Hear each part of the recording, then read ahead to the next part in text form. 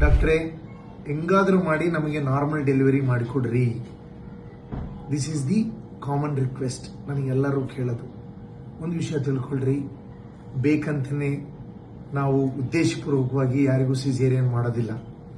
ಆದರೆ ಪರಿಸ್ಥಿತಿಗಳು ಅವಶ್ಯಕತೆ ಇದ್ದಾಗ ನೀವು ಸಿಸೇರಿಯನ್ ಮಾಡಿಸ್ಕೋಬೇಕಾಗಬಹುದು.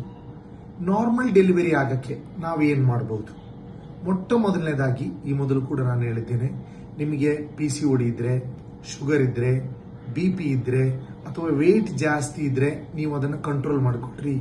ನಿಮ್ಮ ಆರೋಗ್ಯವನ್ನು ಇಂಪ್ರೂವ್ ಮಾಡಿಕೊಳ್ಳ್ರಿ. That is very very important.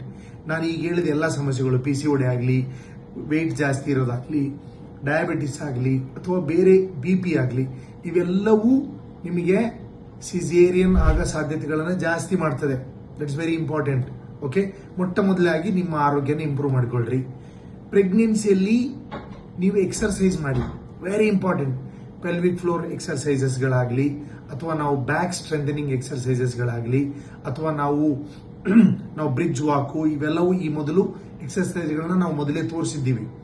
So ನೀವು ನಿಮ್ಮ ಆರೋಗ್ಯವನ್ನ ಇಂಪ್ರೂವ್ ಮಾಡಿಕೊಂಡು ಎಕ್ಸರ್ಸೈಸ್ ಚೆನ್ನಾಗಿ ಮಾಡಿದ್ರೆ ನಿಮ್ಮ ನಾರ್ಮಲ್ ಡೆಲಿವರಿ ಆಗೋ ಸಾಧ್ಯತೆ ಹೆಚ್ಚಾಗ್ತದೆ.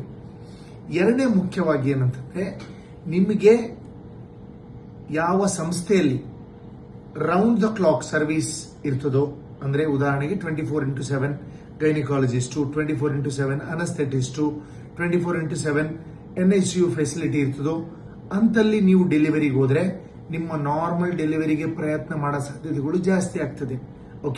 ಎಷ್ಟೋ ಕಡೆ ಅನಸ್ಥೆಟಿಸ್ಟ್ ಇರೋದಿಲ್ಲ. ಆ ಸಮಯದಲ್ಲಿ ರಿಸ್ಕ್ ತಗೊಳ್ಳಾರ್ದೇನೆ ಎಷ್ಟೋ ಸಾರಿ ಟ್ರಯಲ್ ಕೊಡೋಕೆ, ಅಂದ್ರೆ ಸರಿಯಾದ ಟ್ರಯಲ್ ಕೊಡಲಾರ್ದೆ ಸಿಸೇರಿಯನ್ ಆಗೋ ಸಾಧ್ಯತೆಗಳು ಜಾಸ್ತಿ ಆಗ್ತದೆ. ಸೊ ನೀವು ಎಲ್ಲಿ 24x7 ಫೆಸಿಲಿಟಿ ಇದೆಯೋ ಅಂತ ಸಂಸ್ಥೆಗೆ ಹೋದ್ರೆ ನಿಮ್ಮ ನಾರ್ಮಲ್ ಡೆಲಿವರಿ ಆಗೋ ಸಾಧ್ಯತೆ ಕೂಡ ಜಾಸ್ತಿ ಆಗ್ತದೆ. I hope this will help and wish you a very happy pregnancy.